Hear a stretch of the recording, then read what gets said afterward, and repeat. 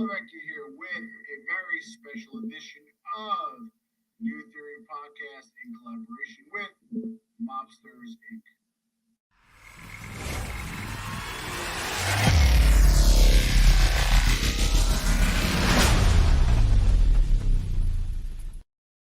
Hello, Tom Levecchia here with another edition of New Theory Podcast in coordination with Mobsters Inc. We got a very special guest today.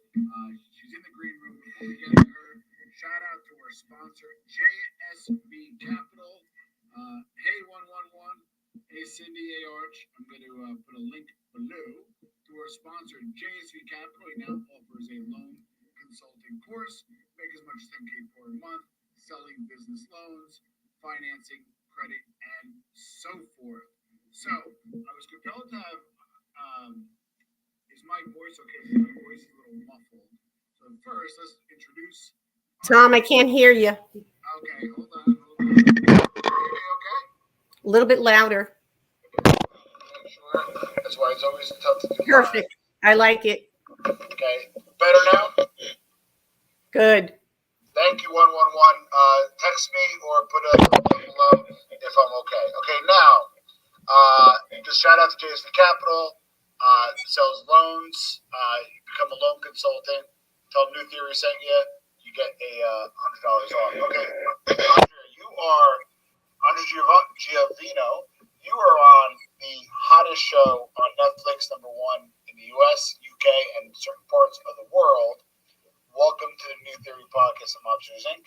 How are you doing today? Thank you so much for even having me on. I really appreciate this. And I love going live because I love to just say things how they are so nothing could get mixed up. I love it. So I do appreciate that. Okay. So we're going to jump right in. Where did you grow up? Can you tell us about your formative years and what kind of made So I grew up in Brooklyn, and I grew up in a family with 10 children, a lot of poverty back in the 50s, 60s. So how I got involved with this type of lifestyle and feeling comfortable with this type of lifestyle, my mom, to bring in money, was running card games for Crazy Joe Gallo. Oh, wow. And then all the guys would come down the basement, gamble. My mom got arrested for that. And, when she went into court with all the kids, the judge just said, like, no, like, let her out. My dad was a truck driver. So I didn't have an education. I don't have a formal education. I was pulled out of school in the 7th grade. So I only felt comfortable with these types of men because that's all I really knew in the neighborhood.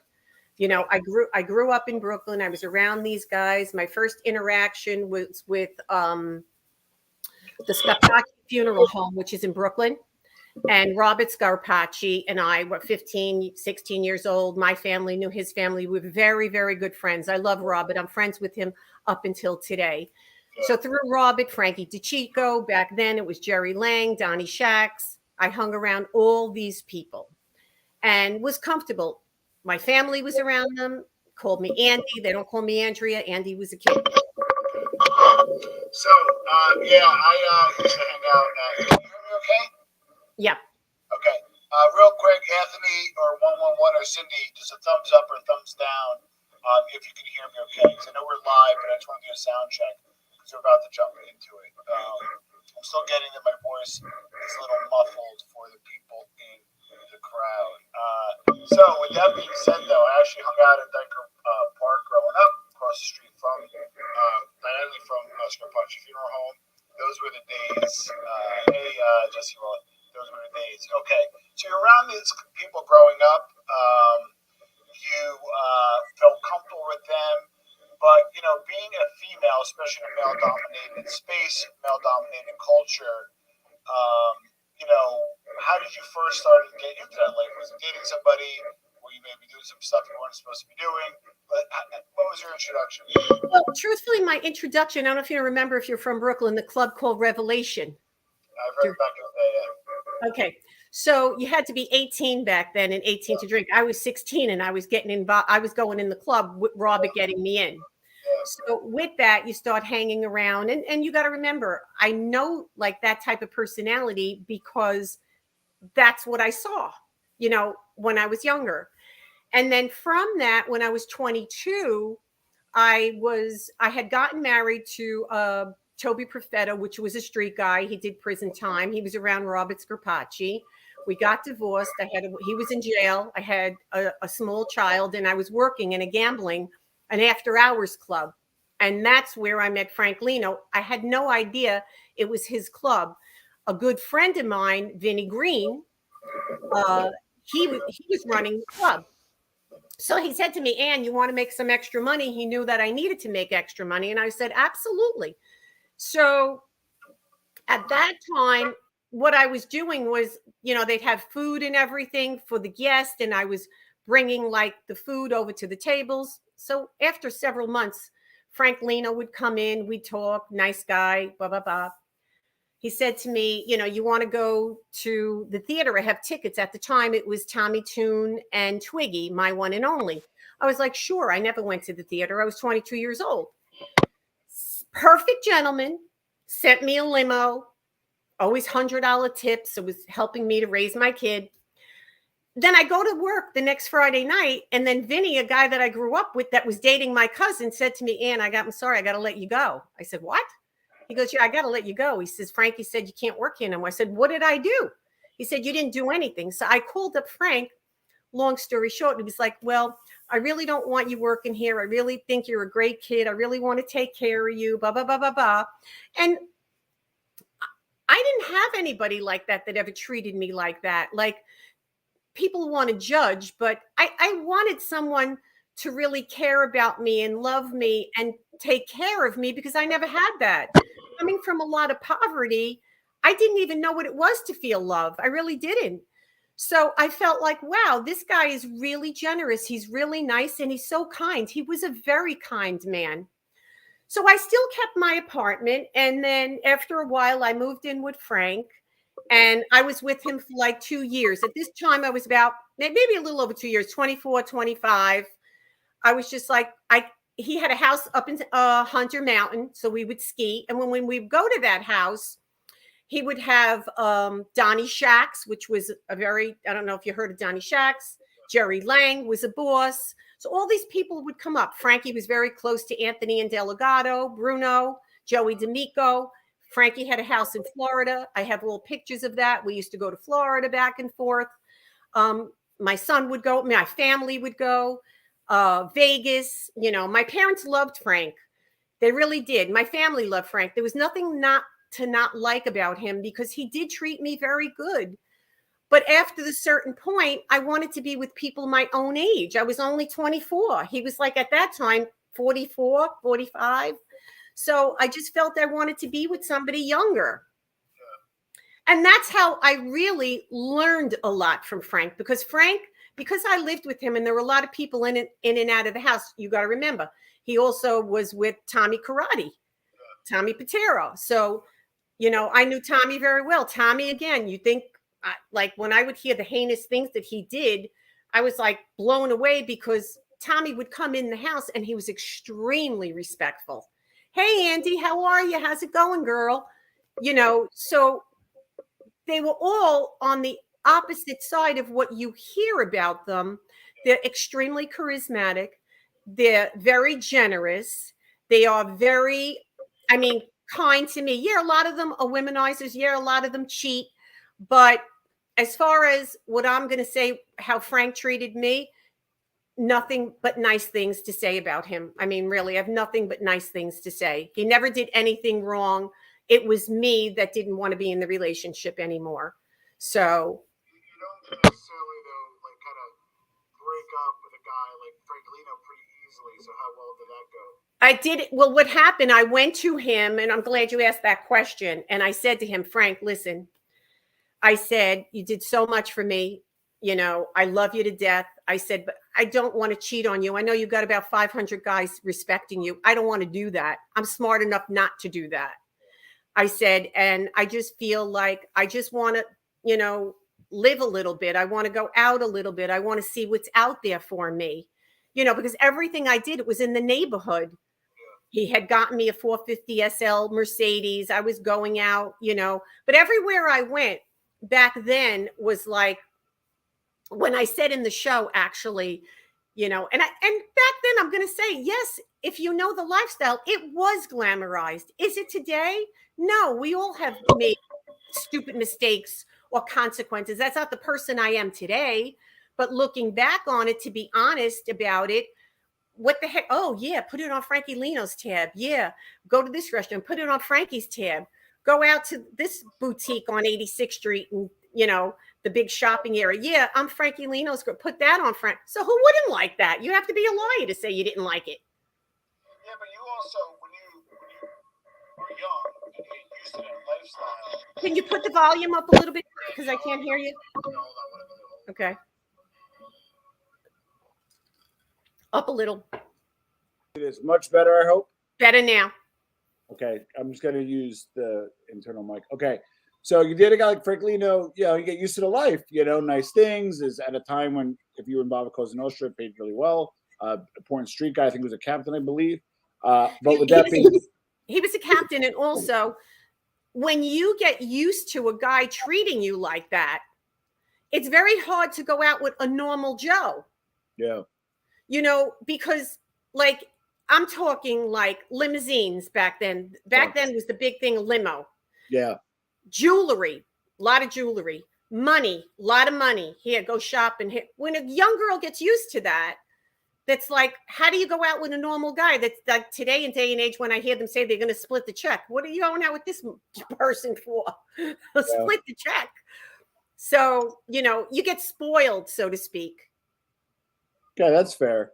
So you break up with him, you move on. What's your next kind of dalliance, if you will? So after I broke up with him, I was working. I worked, I always utilized what I knew how to do best. So how I was always raised, I knew how to cook, clean, cater, do all of that. So I started working in Gaetano's. It was a restaurant in Manhattan. Okay. And I was going back and forth to Manhattan working, and I met my husband, Carmine, which was a very wealthy businessman. That was the investment banker, right? Yes, because I did want to have a normal life. I wanted that normal life. I wanted that with the white picket fence, no problems, the kids, but he was extremely abusive. Really? So with the money came a big price. Interesting. That was a big price. It was, and also he had back then a lot of cocaine. Everybody was doing cocaine. I never did drugs. Everybody that knows me knows I never did drugs. I never even got drunk in my life. I don't even drink today. So that was very difficult for me. I was like, I think what it really did, it made my self-esteem even go lower. Wow. My self-esteem was even lower at that point. I didn't know how to speak the language of a wealthy, powerful man when we'd go to parties. He would degrade me at a party, for instance, and say, imagine my wife is wealthy and she can have a cleaning lady, but yet she's cleaning our own bathroom. Like he would try to degrade me. Wow. Sorry to hear that. And people would be like, why does he act like that? And it used to really make me go inward, like, So from that divorce, I went right back to the guys I was comfortable with because I knew the language. I was comfortable with them. There were no airs. I didn't have to be afraid of saying something that I didn't know how to talk. I didn't have to be like they would be talking about, say, the stock market or what was going on in the world. I had no knowledge to this. I didn't understand that like had to understand about politics or art, or I knew nothing of that. So that husband actually used me as just arm candy, just like everyone else did, and not really love me for me. Well, so that's interesting because I'm assuming Carmine was Italian, correct? Yes. Okay. So you're dating guys that were theoretically from the same culture, right? Yes. Up in different parts, right? So from banditry, like a Frank Lino, etc. Right. And then you got Carmine, who theoretically should have been better, better to you in terms of, respect and or even educated. Someone formally educated shouldn't be acting like that. Well, so that's my question. Can you compare and contrast what it was to date a kind of a cokehead, investment banker A versus cokehead. versus a gangster. How were they alike and how were they different? Oh God. Well, they were very different in a way where the gangster or the street guy is not going to, like, not anybody that did that to me start degrading you in front of a room full of people. Number one. Number two, they want like how your woman is and how she acts and what jewelry and what clothing she's wearing reflects on the mobster. So they like her to be like, they praise her. He was degrading me. Um, he, the mobster is more flashy, just like we talked about in the show with John Gotti. A lot of them are like that. They're flashy. They want to show you, wow, look at what she's wearing. Look at the jewelry she has. That means I'm doing really well. That's how they are. Got it. Now, So, yeah. Now, you when you got divorced, I understand just what my research and reading. It's a quick research. Who just spoke yesterday. That you walked away with some assets because he was fairly wealthy and he mhm. made out pretty decent in the divorce. So now that Yes, you're younger and you have a few bucks, yes. but you kind of migrated back to that world. Wasn't the money enough to maybe have you not get involved, or what? Okay, so I'm glad. Good question, and thank you. Okay, so at this point, I'm 28 years old. Yeah. Okay, I hadn't dated in about 18 months after the divorce. Raising my kids, I didn't go. My friend said to me, "Come on, we're going to go out." I was living in Queens at the time, Middle Village, Queens. Okay. And my friend said, "Come on, we're going to go out to the city. We're going to go to this club, Club A." So I was like, "Okay, let me go." You know, at the club, the minute we walked in, I would call it like the dais. Like, you know, when somebody gets married, there's the dais. They sit up, and up at that dais, I did not know any of them because I knew the Brooklyn guys. These were like Queens in New York. Was Manhattan, yeah. right where they always frequent Manhattan. Was John Gotti, Mark Ryder, Oh wow. Anthony Rapino, which Tony Roach, Roach, yeah. a guy named Nunzio, and Bobby Borriello. They were all sitting there. So I'm sitting at a table with my sister and a girlfriend, and they noticed. And, you know, back then, 28 years old, I was a beautiful girl, and I knew it. Yeah. And back then, they didn't have where you could get implants. I was very busty. So men love that. So what happens? I'm being honest. Fair Very enough. So now what happens is that Frank sends over a bottle of Cristal to the table. Wow. Right? The waiter, I said, send it back. I don't want it. He says to me, Whoa.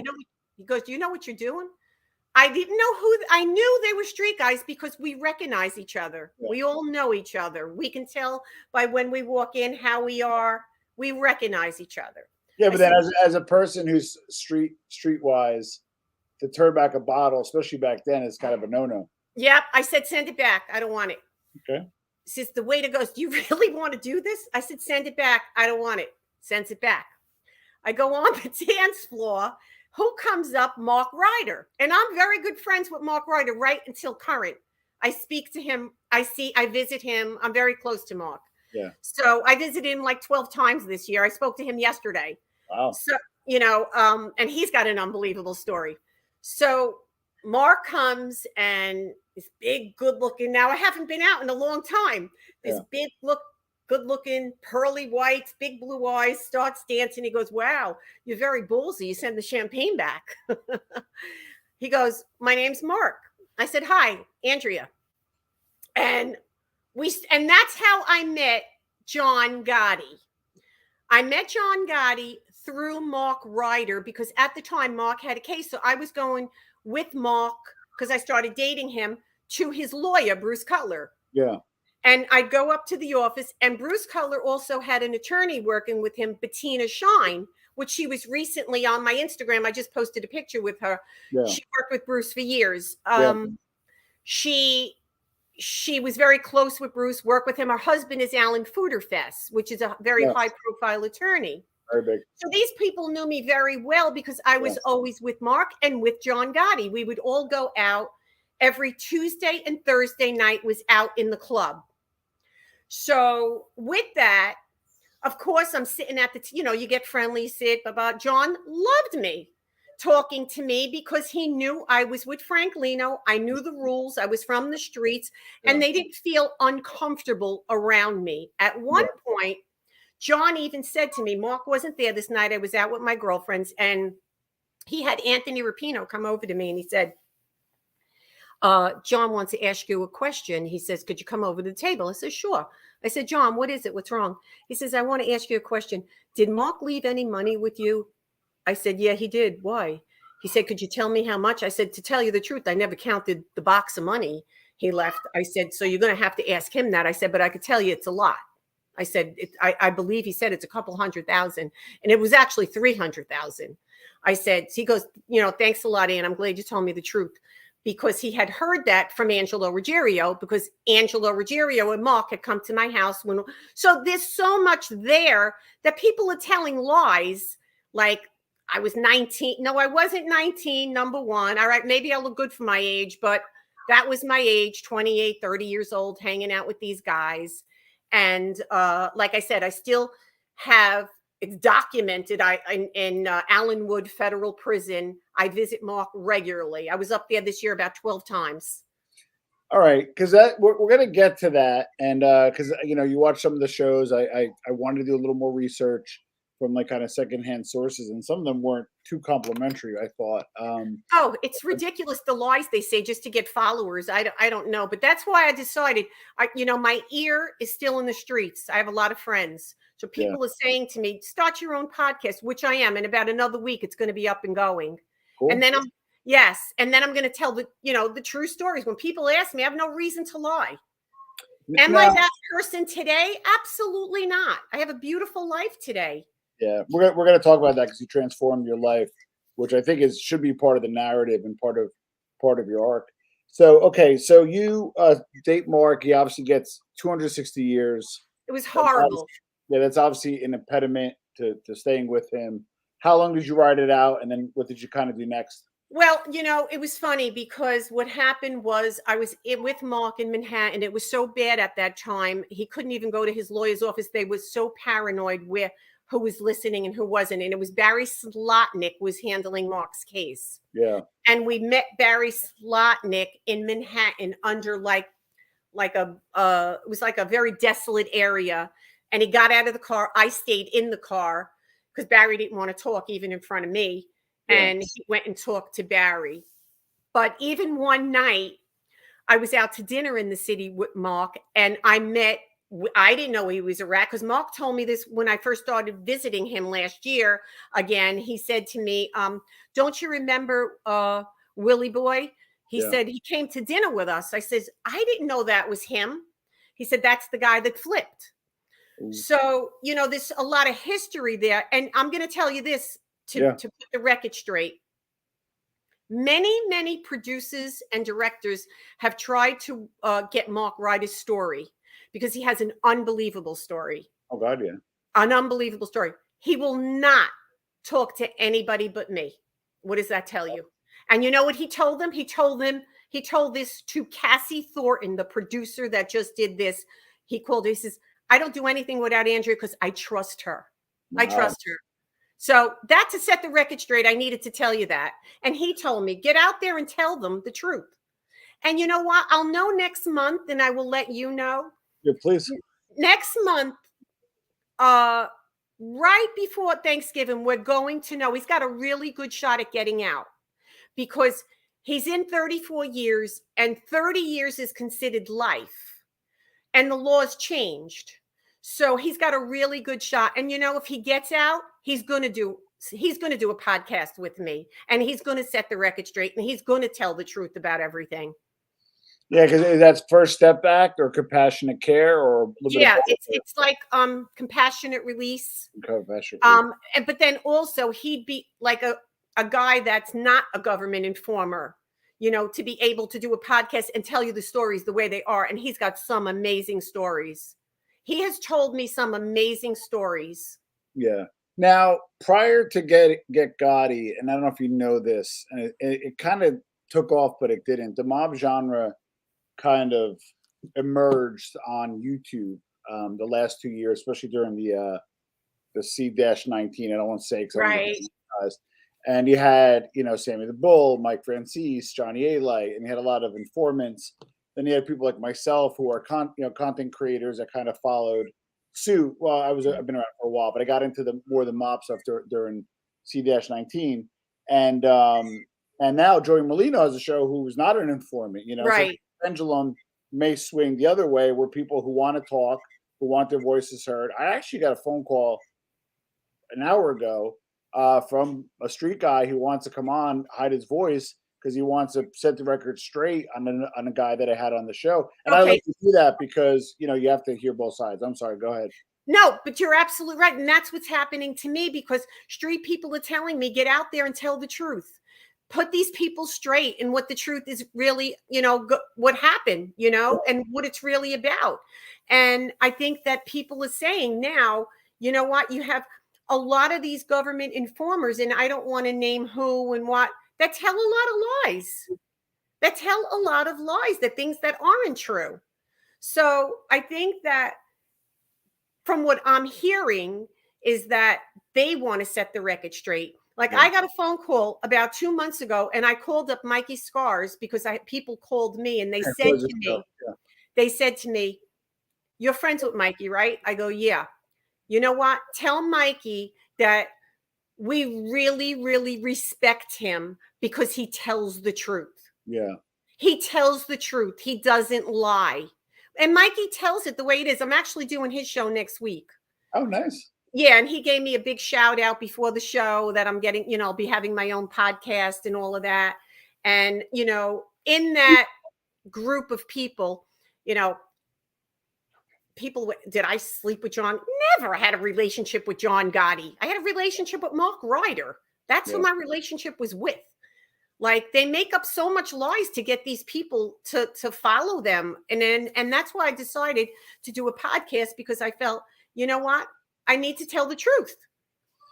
Well, respectfully, I've spoken to Mike in the past. I'm friends with RJ, who's his co-host. I love him. He's a great guy. He's very knowledgeable. I love RJ. I spoke to him just today. Yeah, he's a gentleman, and people got to pick a lane, right? So people are like, you know what, we don't like Mikey Scars because he's an informant, blah blah blah, but he's telling you the truth, right? So when he kind of comes around and kind of signs off on a lot of your stories, I just hope people give that same amount of respect like you do his other stories, if that makes sense. Yes, and I think until you know and you're in that person's shoes, you can't judge. You really can't judge, because, you don't really, like Mark Ryder, he took life. He's not a guy, and there are guys like him that would have never cooperated. Like, I heard a story, it got back to me, that, oh yeah, Mark was going to cooperate, but he didn't because they were going to threaten to kill his daughter. I asked him that in the video. He says, Andrea, please, that's such a lie. That's a blatant lie. He said he is a die-hard street guy. Yeah. Now, of course, he doesn't like informers because he feels he's a die-hard street guy. But I don't like to judge anybody. Who am I to judge people? I don't want to judge anybody. I don't want people judging me. We've all made mistakes in life. We all, I just know that's not the person I am today. I don't glamorize it. Of course, when you're doing a show like that, you don't want the show to be boring. So you have to say what the life was about. And that's why I decided, when you said to me it's live, I want to go live because I want to be able to express the facts and the truth. I wasn't glamorizing. I'm saying exactly how it was back then. Wow, was it great? Yeah, it was great. Until you get caught, until you step out of it and see how many people have gotten hurt. The mothers, the fathers, the sisters, the brothers, the aunts and uncles that these people lost. Yeah. It's a horrible, horrible life. Or what it does to the family. It destroys the families. It destroys the kids, the wife. So no, I don't glamorize it. I help a lot of people today. I've changed my entire life around. Yeah, and I want to get to that, but before we do, I want to kind of maybe tie up some loose ends. So once you kind of Mark went away, I believe, did you marry John Fogerty, or we were just dating him? I was with John Fogerty for a little, but then we got married. I lived with him, and then we also got married. Okay. So, but John Fogerty go ahead, sorry. was a major trafficker. Yeah. Mark was a heroin, John was cocaine. So I just jumped from that heroin to cocaine. Same type of personality, same type of guy. John was an Irish guy, but had a lot of respect in the streets. Yeah. A lot of respect. People feared him. Aside for being, I mean, theoretically, those guys, the made members of the organization didn't deal in drugs, allegedly, right? So Allegedly. yeah, allegedly. But my understanding though is John, separate from being a big drug dealer, he also was an associate because he was like a tougher guy, as I understand. Like he was an associate and happened to be a drug dealer as well, correct? Oh yeah, people knew him, and I can tell you this: John, being a tough Irish guy, believe me, I know him, and I've been around the biggest. He was feared no one. He feared no one. So what And happened people there? people knew he was crazy like that. What happened there? I think what happened. So he was how he went to jail. Well, yeah. So he was doing cocaine during the peak. Was he getting it respectfully from the mafia? Or was he getting it from the No, Colombians? no, no, no. He had his own connection with Brazilians. Oh, He had a Brazilian connection. interesting. Yes. So He didn't get it from them. and He was going out, flying back and forth, or taking the train back and forth back then,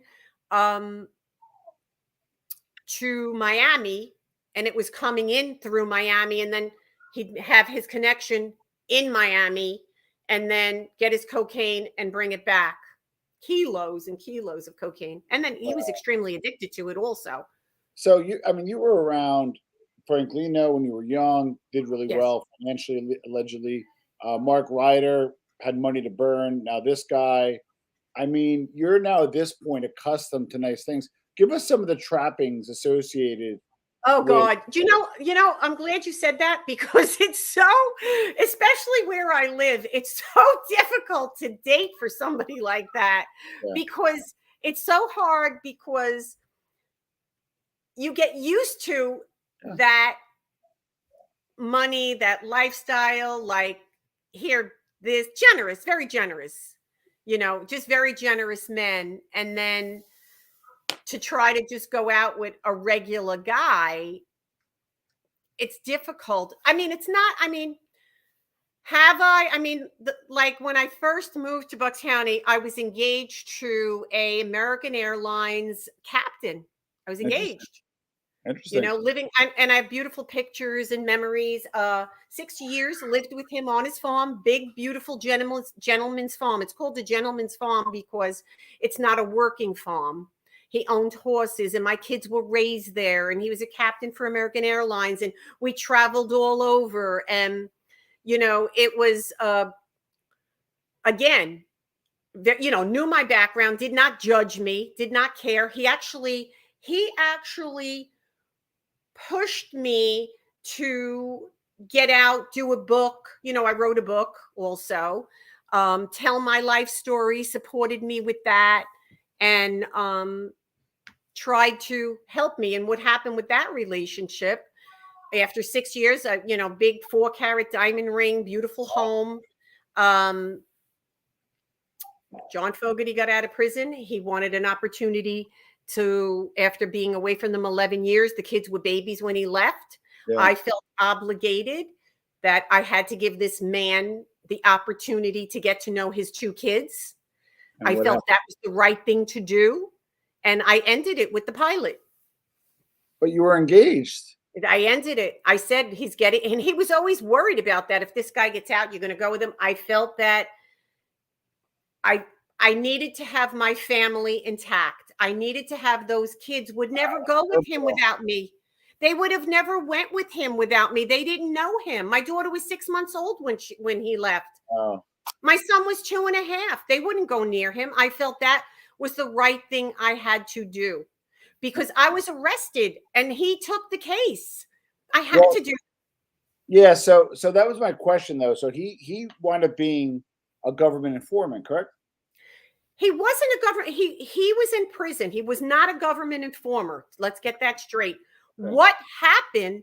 I got arrested. He's already incarcerated doing an 8-year bid in Tennessee. I'm arrested on a case with 22 guys because I put money out on the streets, to make money while he wasn't around to support my kids. Yeah. And what happened was, when I got arrested, I was facing 10 years in prison.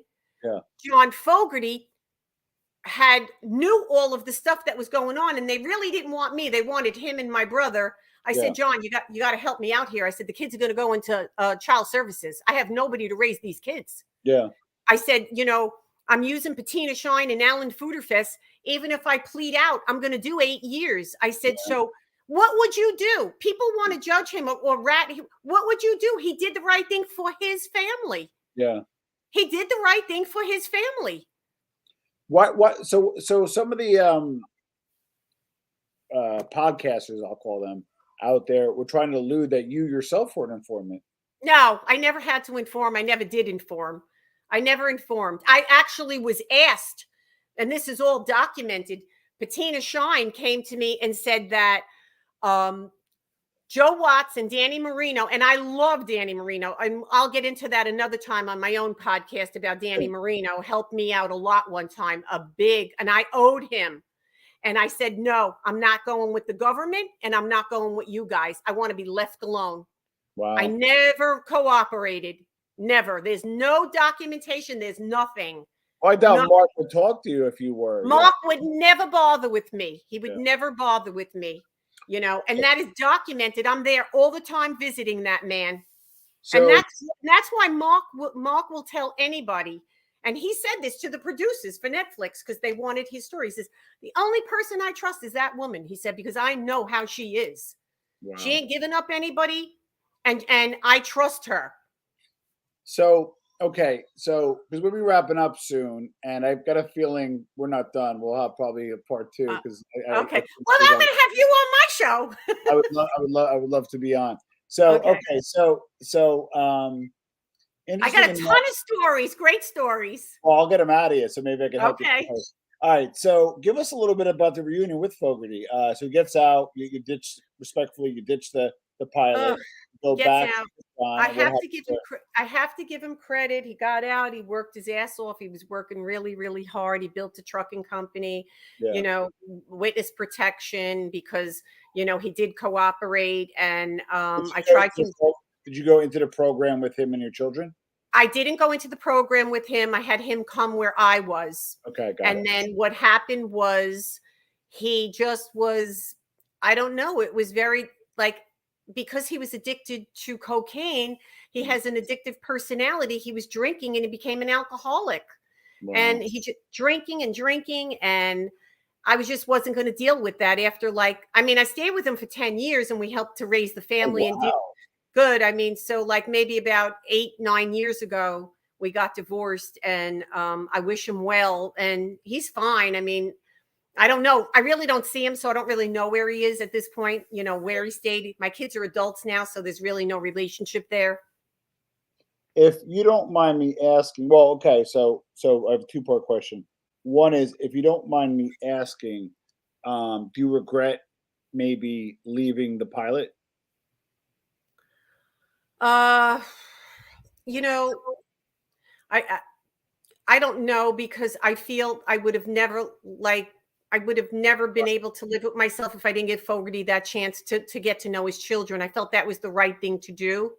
Got it. So I think coming from the streets, that was the right thing for me to do. But I have a lot of regrets, Tom. Tom, about my life, about mistakes I've made. I haven't dated in 8 years. And you know why? I don't know how to choose. I'll be honest with you. I don't know how to choose the right person because I've made a dating show. Win a date with Andrea, and we'll pick oh, you're a murderer, you're in. You sold drugs, you're in. I am not dating. I don't want to date. People go, why don't you date? Because I'm not good at picking men. Look what I've picked. I've made too many mistakes in my life. I'm in church every Sunday. I help back. I give back a lot. I help a lot of women. I try to help a lot of women to understand red flags, not to get lured by money. No, I'm just a totally different person. And we'll get into that one day. That was my life 30 years ago. Well, that's the thing. So you gave him a chance, and then just really quick, it's only because you brought it up. You gave him a chance, but then he's now estranged from your kids, so they don't even have a relationship. You know, it's more or less like they're adults now. So my daughter's 32, my son's 34, and like he one son lives in California, and how much of a relate, it's hard. I mean, they're on good terms, don't get me Yeah, wrong, but yeah, it's not like a family that you see each other every day. got it. All right, so you took a gamble. You did it for the kids. Yeah, and I'm not gonna regret that. I'm not gonna regret that. I'm not gonna regret it because I feel if I didn't do that for the kids and for like letting them bond with their dad, which they never had the opportunity to do that because they were so young. I just think they would have even been like have really severe abandonment issues. So Yeah. I I just think that it was the right thing to do for me. So I'm not going to regret that. So okay, because we're gonna wrap up soon, but I want to touch. I want to leave like a nice segue for the next time you come in, or when we pick it up on your show. Okay. You moved to Pennsylvania. I don't want to, kind of said where it is. I don't want to, but Pennsylvania, and you turned your life around. What Oh were the God. first steps that you took to turn your life around, and what advice do you have to somebody that is looking to turn their life around like you did? Well, I think the first steps I took is that first of all, for 2 years, I just worked on myself. I got myself a therapist, and I talked to what my priest would visit me every Tuesday. That was the only confidant I had. I had no friends. I had my priest that I would speak to. And I used to cry. I was depressed. I was afraid. I don't know if you know, there was a contract out on my life. I mean, there's so much do you know that? I heard something. There's a real contract out on my life that people went to prison for it, and one is still in prison for it. Was it Cosa Nostra or other type guys? No, it was mob guys because it was Why they street want you guys. dead? Why they want you dead? Because they put a contract out on me, and the feds came to me. They made my lawyer Yeah, listen to they it. warned you that they were. Yeah. Yes, because they wanted to stop my brother and Fogarty from speaking. So they figured if we kill her, and back then, if you remember, they were killing everybody. So they didn't care about a mother and kids and all of that. Well, okay, so you gotta want to do it. You gotta start turning life around. And I get that these are good sage and sound advice, but it's interesting because you live like in a weird way a charmed life for being in that life, considering you ended up okay. You got beautiful children that are seem well adjusted. You're doing okay now. You turned your life around, But wait, these were also the same guys that were gonna kill you. So I don't know, like what? no. That since then, I never went out with a street guy again. Okay, No. That was it. That was done. That was it. got it. After that, that was it. I would never. That's when after that, and I developed where living in Bucks County is when I met the pilot, and I was with him after several years. But I think what I can say is that until you really work within and you work on yourself and develop who you are and what your wants and needs are and your own character defects. Yeah. What I did wrong, what I put money as God, and that's not the way it should be. Yeah, it's not sustainable. It's not sustainable.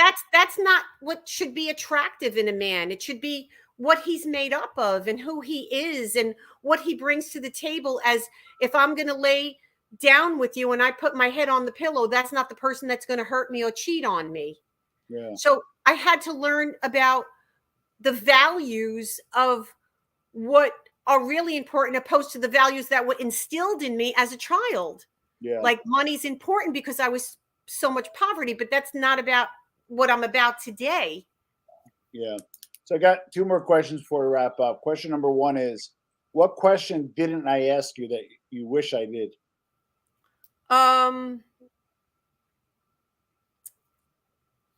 Who is Andrea Giovino? Like, what is she all about? Yeah.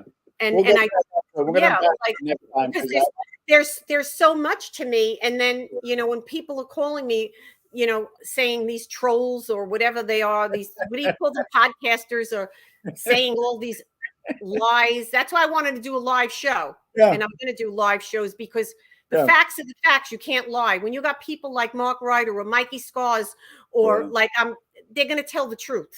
Yeah. Yeah. Yeah. So So last question, and I ask this question to some of my guests that I have on, and thank you for being on such short notice. Congratulations on being number one in the world Thank you. with Get Gotti. So if you could have dinner with 2 to 3 wise guys, dead or alive, who would they be and why? Dead or alive? Dead or alive, Who would they be? and why? Danny Marino, gentleman. I Yeah. wouldn't go out with him because he's married, but he's gentleman. Yeah. Okay. Let me think.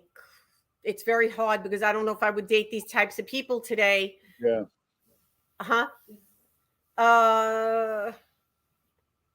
Dinner, Danny Marino. I really loved. I know a lot of people didn't like him, or maybe Ali Shades. Okay. Yeah. And why I like Ali Shades? Such a nice guy, great guy, another gentleman. Yeah.